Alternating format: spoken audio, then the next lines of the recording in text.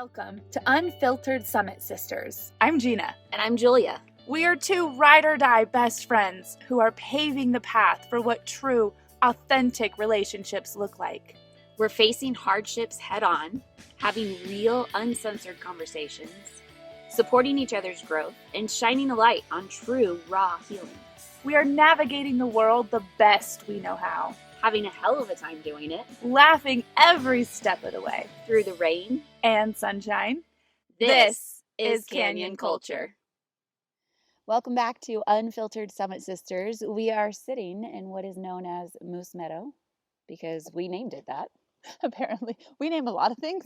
We do. We got to get more signs made. We do, because we reference these with people. They're like, what are you talking about? Or we don't, because I don't want them knowing. But there's a road that we have named Unfiltered Summit Sisters that we should get a sign for. We really should. But this is known as Moose Meadow because we were told by a neighbor that if we come and sit here long enough, still enough, quiet enough, you see a moose every time. We have not experienced that. Nope. And we've been here multiple times. Feel a little gaslit. Does it keep us from looking? No. But it is beautiful. Look at these colors. The red is beautiful. popping. The aspens are just starting to turn yellow, so they'll be more yellow probably a week from now. This process happens so fast, and it surprises us every time. It's so fast. Because we've been up probably like 3 or 4 times just this week, and every time we're like, that's different. It's crazy. I feel like overnight it can be different. That's true. Probably is. So beautiful. I love fall. Fall is pretty great. The only problem is it just means winter's coming. Oh. But we're going to stay in the positive. Right. Fall. Fall is here. Fall is here. In the present. What do we keep talking about? Living in the present. Yes. So how was your week? I've had better weeks. How's your week? I don't think we're allowed to post that. It's been a week. It has been a week for both of us. It's been a freaking week. And we are both a little bit sitting in the dirty river today. Yeah. Honestly. We are. And I want to explain a little bit what that means because we've said it before on the podcast, but if you don't know what it means, it can sound kind of like, what are you talking about? So first of all, credit to my dad, Doc Hayden, because he's Shout the out, one, Papa. Yeah. He is the one who introduced me to this. He's the one that taught me about it. He taught me about this when I was going through my divorce. And there were so many dark, traumatic things that I was walking through. And most of the time, you're not getting to pick when to walk through any of that, right? So you get a call from an attorney that you're not expecting, and immediately you have to drop everything and deal with it. Cops show up at your door. You have to immediately drop everything and deal with it. And it is really jolting. I call it jarring. Jolting is a good one too. Yeah. Because you definitely, I think, especially because the lives that we live now don't even touch what our lives were before. Right. So I would say when I was married, if stuff like that happened, it felt really this normal and the same. But now that I'm out of it, getting thrown back into that world, it's like, whoa, I wasn't ready. Right. And that can be really overwhelming. And a lot of the things that you and I have both been through, no human should ever have to go through. Correct. And so to have that put on our plates, there are times that it feels beyond overwhelming, like I am not going to survive this. And so my dad taught me the phrase, the dirty river. And so what that means is that when you are dealing with something that is hard, dark, traumatic, whatever, you can sit in the dirty river and you can deal with whatever you need to deal with. You can feel whatever you need to feel. You can say whatever you need to say, but you don't get to stay there and you don't get to camp out there. Yeah. That is a temporary place. You can be in the dirty river, but then you have to choose at some point to get out of the dirty river and move on with your life. Yeah. And I have adapted that. And we use that phrase a lot with each other. We do. And we make space to be like, hey, I will sit in this with you, which is helpful, which I like because when I'm in the dirty river, it gives me space to be a victim. I'm not a victim, but it gives me the space to have a victim mentality for a short period of time. Yes. So I can say victim things and you don't have to be like trying to fix it. It leaves space for us to have our humanness, our flesh. Yep. Having our initial reactions, our emotions, that every human has. Our emotions. We get to that. I think maybe that's what it is in the dirty river. We are processing our emotions that are, what is it? So we have a saying that we adapted from our functional medicine doctor. Feelings are neither right nor wrong, no good, no bad. They're just indicators of needs being unmet. Yes. And so we get to feel them. We're supposed to feel them. it is part of life. It is the purpose. That is, having all of I this. think God gave us the feelings and emotions to be able to process life. Yes. But we do not continue to stay in the space of victimhood. We do not continue to stay in the space of darkness and heaviness. We choose to put on our big girl panties and get up and move. Yeah. And be productive and proactive. Right. And healing. Right. And so what that looks like is we will drive up the canyon. And I remember one exact time where I was very much in the Dirty River. And I looked at you and I said, I do not want to hear anything positive. I do not want encouragement. I do not want advice. I am in the Dirty River right now. And I need you to get in it with me and just sit in it for a little bit. Till our fingers get all pruny. Which is great communicating, because then you understand exactly where I am and what I need that day. And you and I both use that back and forth. And then at some point, we decide to get out of the Dirty River. But we let the person who's initiating the Dirty River decide that. Yes. And I think that so far, neither of us have had to be like, okay, this is enough. It's time to go. Right. But we're both willing to. Right. If I look at you, I'm like, you've been here way too long. You need to get your butt up and get moving.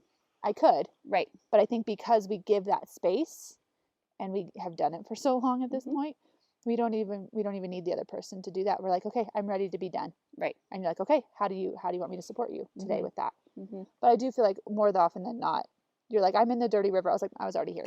I got in 5 minutes ago. Like, perfect. I'm behind the rock. I'm already skinny dipping in it. Right. Don't give me any big girl panties. I'm not wearing any. This is a panty-free zone. Yeah. Yeah. But it has been really helpful for us communicating, for being able to support each other in whatever stage or phase of healing that we're in, whatever that day is holding, that week is holding. But it keeps expectations in an appropriate space, because we are very strong women. We are very independent women, but it gives us places to be human. Yes. Without being hard on ourselves, because I think that, at least I am going to speak for you at this point.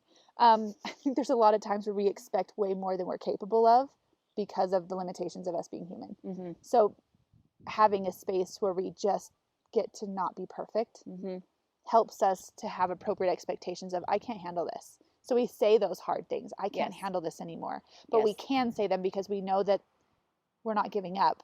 We just get to have a moment to feel that feeling and move it and move past it. Yes. Instead of dwelling on that and letting it fester, and then it becomes a part of us.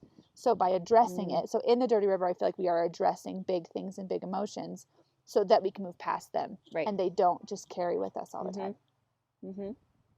But it's been helpful for me because it gives me a place to be validated, and it gives me a place to have those feelings and not let them just kind of meander with me wherever I go. Right. And then it gives the other person a really good idea of exactly how to support the other person, right? If you come to me and you tell me that you're in the Dirty River, and then you go on with, life is not fair. I cannot believe I'm going through this, or this is happening to me. This doesn't feel loving. This doesn't feel right. Yep. I'm not going to sit there and say that all sounds like you're in a really victim-y space, because you're in the Dirty River. You already know that. Yeah. But these are things that you just need to get out, and you just need to say out loud, and I'm here for it. Something I love that you have taught so well and remind me of all the time is bringing things to the light.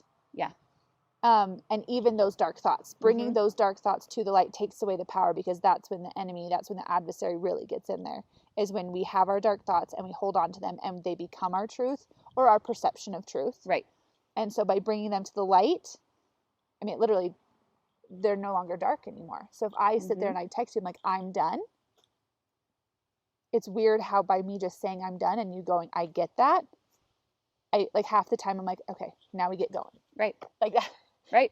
Like that's what ends up happening next is I'm not done. I'm just moving on to the and next for me, bit. that's really important, because I get in the headspace of, it doesn't matter if I come to you and talk to you about everything. None of it's going to change. I still have to face all of these things. You still can't carry the weight of that. And so I can get in a very negative headspace of, I'm just going to keep it to myself and I'm going to isolate and I'm going to, because it doesn't matter. It's not going to change anything.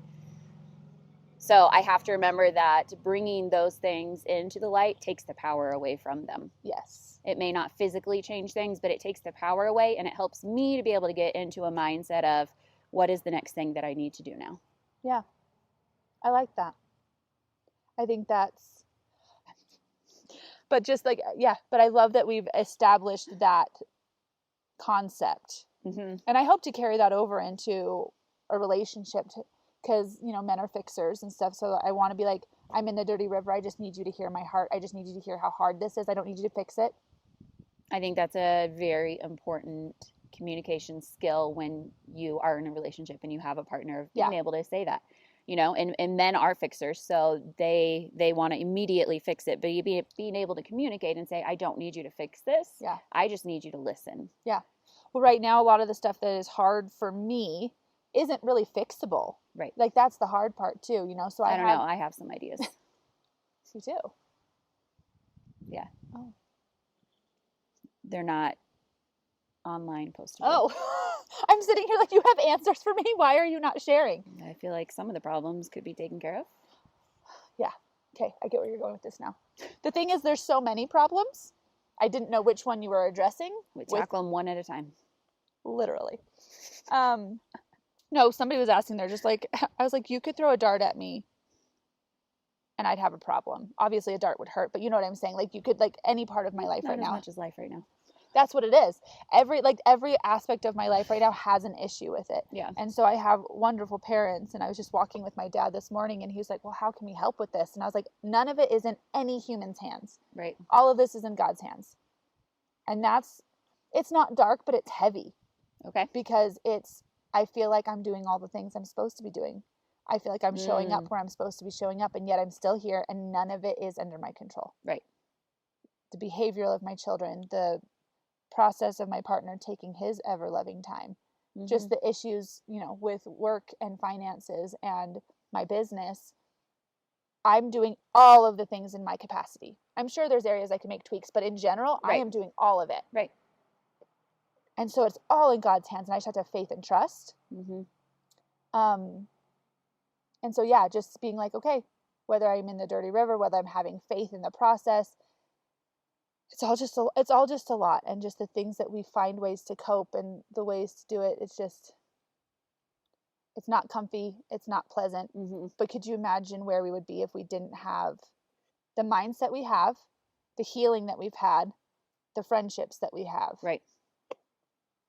That's the only way I'm getting through this right now. Yeah, absolutely. And like you said, I think we are at a point in our journeys and in our healing where at least not the past year, we really haven't had a situation where we've had to give one another tough love of, you've been in the dirty river long enough, it's time to get out.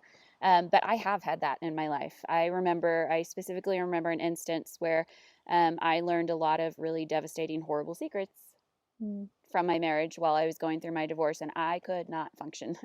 I mean, I was not sleeping, I was not eating, I was not showering. And my coach, who is my mentor, friend, sister, everything, looked at me and said, you have 1 week. Yeah. You have 1 week to sit in this. And after that, you will take care of yourself. You will get up and shower. You will eat. You will. And I needed that. Yeah. I very much needed that. Yeah. Tough love. Yeah. Sometimes we do need it. And I think that sometimes we need to be that person that gives that advice. Right. But that comes from being close with the Holy Spirit. Yes. And not just coming in like I can fix you, but coming in from a place of love and grace. Yeah. And I think having people in your life that are willing to do that for you is special. And I always want to be that for anybody. Right. But that takes processing myself, healing myself, and taking every opportunity to do so. Right. But there's this concept, you know, being an instrument in God's hands. And I ask for that all the time. But what comes with that are trials. Right. To refine me, to be a sharper tool, to have more capacity, to have more experiences to love people. Right. So I'm kind of recognizing that sometimes the trials that I end up having, that I'm like, why? He's like, you asked for it. God, crap. But not that it's joyous, but the friendships that this friendship that we have and what we've built here is as good as it is because we let ourselves go into that refiner's fire. So there is the dirty river, there is the refiner's fire. There's a lot of analogies that we use in just bettering us. And I think that the more people can embrace those moments and feel the feelings you're supposed to and do the hard work and be open to the fact that we're not perfect. Right. So we're going to hurt people's feelings. We're going to do the wrong Absolutely. thing. Make it better. Just, it's going to do nothing but bless your life. So as hard as life is right now for both of us, we have tools in our tool belt. I know Yes. this isn't going to stop me. Mm-hmm. There's days where I don't feel that. Right. Yeah. And I think that's important to say. I think other people listening to this need to hear that too. There's a lot. Yeah. Because I think that you and I both get a lot of like, oh, you guys are amazing. You're doing such hard work. I'm like, yeah, we know. We know we're doing hard work. Right. Thank you But so there much. I'm at a point right now, I don't want to hear that I'm a badass. I don't want to hear that I'm super mom. I don't want to hear it anymore Yeah. because I'm tired and I'm weary and I don't feel it. Yeah. And doesn't, I mean, it's from the outside looking in. Right. There's the lonely, sleepless, Mhm. tear-filled nights. Right. There's the things where our kids are going through their hard things, and there's so many times I feel so ill-equipped for the stuff that's thrown at me, mainly Man. with my kids. There's that meme that goes around every now and then that says one of the hardest things I've ever had to do was raise kids while I'm healing myself. Abso-freaking-lutely. No, there's times where there was something just, I want to say not that long ago, there was stuff that came up. I was like, hey, this is what I need to heal next. And then I got hit with a bunch of stuff that my kids need. And I was like, looks like that's going on the back burner because those two things could not go at the same time. Right. And That's I had to, incredibly hard. yeah. Or if we have a really hard healing day is what we'll call it. We have a really hard healing day Mm-hmm. and then my kids need more than I have. That is freaking hard. Yeah. It's tough. It's a tough thing to, I don't know. I just feel like right now I have more days than not that I don't even make it to the end of the day. Right. I have to drop certain kids off at other people's homes because I'm like, I can't do this anymore. Yeah. And my struggle right now is, and I don't know if we've talked about this on the podcast, but I know I'm going to get to the end. I know I'm going to be with my Heavenly Father again. I know that I'm following Christ's plan. Mm-hmm. No doubt about it. Right. I don't know how I'm getting there. Mm-hmm. Every day is a struggle. Every day I make mistakes. Every day feels so hard, like I'm not going to make it. Right. And so a lot of times people are like, oh, just don't give up. I was like, that wasn't an option. I just don't know how. Apparently only our exes get that option. Only them. But that's my struggle is I know that I am going to get there. I just right now don't know how. I don't know how. Mm-hmm. I don't know how I'm going to get through today and tomorrow and the next day because everything feels so heavy and big. Yep. So this is kind of beyond the dirty river, right? Like Right. I feel like we do that and then it's the next part. Like we've got to figure that one out because I feel like Right. we've got the dirty river honed in. We got it. And I Yes. love that term because I want to be that place for other people. Like sit in that dirty river. Feel all Absolutely. of those feelings. Be in that space as long as you need to. Yep. But get up and move on. Right. For us, I think the next level is now what? We put on the big girl pants. And I can hone in on getting the dishes done and physically doing the things. Yes. But as far as getting through, as far as not falling apart every day, Right. not letting the loneliness, because this is something I don't think people realize with loneliness, it's physically painful. Yeah. It is physically painful. And this is a hard one because I love pancake morning. Mm-hmm. It's one of my favorite things. I love all the people that come. I love serving all of those people. I don't have any complaints. But it is one of the hardest parts is when everybody leaves and I'm by myself. Yeah. That feels so lonely. And I'm not giving it up. Right. Never am I giving it up. And nor do I want anybody to stop and stay and stop their lives. But I get to watch you walk away with your boyfriend and everybody else walk away with their families. And my kids end up going with you and hanging out with your kids. And I love that. But that loneliness is so painful. Yeah. I don't know how to get through that. Mm-hmm. Right now, I don't know how to get through. I will drive up the canyon as late as I possibly can so I go home and I fall asleep as fast as I can. Yeah. Because I can't, like, feeling that, I can't feel it anymore. It hurts too much. Mm-hmm. Anyway, that's where there's things like that. I don't know how to get through the loneliness, so I'm numbing it. Yeah. I'm doing everything I can to just function around the loneliness. Right. And I love watching the people in my life who have, Greg and Shirley are my favorite couple. Mm-hmm. I love watching them love each other. I love how obsessed he is with her. Yes. It's my favorite thing ever. Yeah. To watch them be together. It doesn't hurt me to see them like that. It's just what I want. Mm-hmm. So it's not that being around it is hard. It's being alone that's hard. Right. And I don't want to do it anymore. Yeah. I don't blame you. Anyway.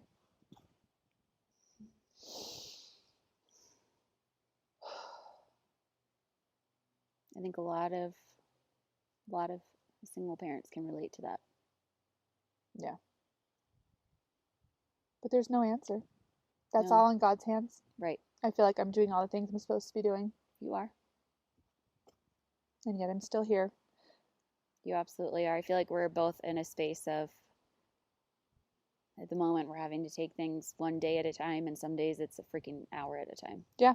I'm at an hour at a time with what Thomas is, the special needs that we're figuring out Thomas has. It is minute by minute. Mm-hmm. We are struggling hardcore just getting through Mm-hmm. any of that. So I think my challenge to our listeners would be to use the Dirty River. Yeah. And communicate that to your trusted people, the people that do life with you. When you are in that dirty river and you're having a hard time, communicate that with them. I don't need you to fix this. I'm in the dirty river right now. Or however you want to say it. Yeah. I think that communication, I love that you're pinpointing that it's just a form of communication. Mm-hmm. It's great for you to have that, but it's also great in a relationship to be able to have that space of, I just need to whine and complain about this. I don't want you to fix it. You can't. Right. Or you shouldn't. It's right. mine. But I need someone to sit in it with me. I think that's part of it too, is I think that when you say I'm in the dirty river, you're inviting that person to sit in there with you, because being yes. alone in that dirty river is not mm-hmm. fun either. But having somebody to hear it, how many times am I just like, here's all the things I've done today. I don't need you to tell me good job. I just right. need someone to know. We do that all the time. Right. I need somebody to know I'm not invisible. Right. Because we feel that a lot. So I think in conclusion, sit in the dirty river. Yep. Don't camp out there. You don't get to stay there. Sit in it. But then at some point you have to choose to get out. Yeah, we are not taking residency, but you get to be in that space. Yeah. And then your true character shows up next. Yeah. Because that's when the big girl panics. You got to get dressed again. Yeah. Dang it. Gosh dang it. Oh my gosh. I'm grateful for you, because there's no way in hell I would ever be able to do this life without you. Mm-mm. You are the only person in my life that truly understands almost everything that I have walked through. And so seeing you get up and do every day encourages me and inspires me that I can do it, no matter what I'm facing, no matter how crappy I'm feeling, no matter how deep in the dirty river I am. If you can get up and do it, I know I can. Mine is very similar. With what's going on with Thomas, I physically can't do it without my tribe of people where I can just drop him off because it's too hard and it's too much. Yeah. And the last time I had to do that, I dropped him off at another neighbor's house, and you were almost upset with me about it. But it's because I needed you to hold me. I didn't need you to be there with him. But there was a pancake morning too where he was too hard, and I had just had a really hard night with him. Yeah. And I woke up and I remember praying, and I was just like, it's another day, it's a new day. And he started right off the bat being difficult. And I just looked at you, I was like, I can't do it. And you just stepped in, and I didn't have to, I trusted you completely. And you were able to help support him and get him out of that mood. And he was great the rest of the day. Good. So I, right now, literally could not get through some days without you. Mm-hmm. So thank you for parenting my kids when I can't. It's an honor to be able to have that position and to love them so fiercely. It's not something that I take lightly, because I have a role in their lives that nobody else does. I love it. I love calling our kids the bonus kids. Like, people say Love that it. with when they get remarried and they have stepkids, instead of calling them stepkids, they call them bonus kids. I'm like, Right. nope, these are my bonus kids. Yes, absolutely. So I have 4 biological and then 7 bonus kids. Yep. And I've got 6 biological and 5. 5? Because Am I mathing right? Yes, 5. yes, 5 bonus kids. And then we've got the new cousins that we're adding in, right? Oh, right. There's a family of 4 boys that are apparently cousins, but I'm really grateful that we get to also be in a space of gratitude while we're in the Dirty River. Absolutely. I think that's part of it. Yep. Okay. Till next time. Thank you for listening to this week's episode of Unfiltered Summit Sisters. Come join us on Instagram, Facebook, and TikTok to get a sneak peek into our lives. It's beautiful, chaotic, crazy, and fun. What else would you expect raising 10 kids? All the links you need are in the show notes. See you next week.